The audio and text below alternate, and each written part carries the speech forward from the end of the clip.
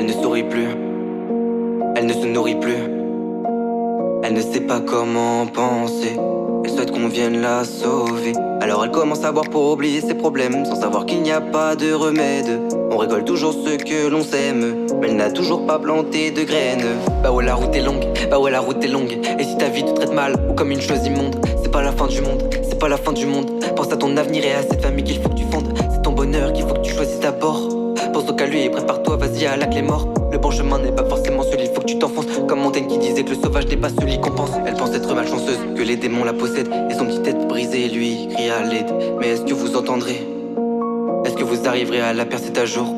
Son malheur, elle ne va pas vous le montrer. Peur d'embêter, elle reste dans sa tour. Mais au fond, elle est toute seule, sans aide. J'aimerais qu'aimer son soit un de ses remèdes. Elle a peur d'embêter les autres. Elle fait la sourde oreille, par peur que l'on critique ses fautes.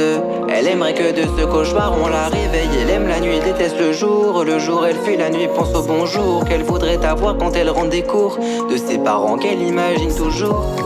Elle travaille John sachant pas que ça va aboutir. Des milliers d'idées lui viennent en tête, surtout l'envie de mourir et non pas celle de faire la fête. Ah, mais putain la vie est sournoise. Elle aime bien te faire croire que tu ne l'aimes pas, que tu voudrais y mettre un terme, mais tu n'arrives pas à tirer la corde qui transperce ton derme. Mais pourquoi personne vient lui parler? Elle côtoie son côté sombre qui lui dit que tout est terminé. Alors elle creuse sa propre tombe. Elle boude pour rien, ne fait confiance à personne. À vrai dire elle se rattrape et dévoile tout sur son phone. Mais elle sait que c'est pas la bonne solution. Non, elle voudrait arrêter de penser à son abandon. Elle a peur d'embêter les autres. Elle fait la sourde oreille, par peur que l'on critique ses fautes.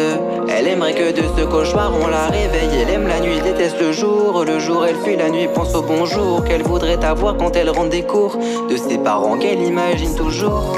Mais pourquoi elle se retrouve ici, dans ce monde qui ne lui sourit pas? Elle aimerait que quelqu'un la regarde dans les yeux, la serre dans ses bras, et par la suite lui dise: je serai toujours là pour toi. Je sais que c'est une question de survie, mais Baka ne peut pas lui dire ça.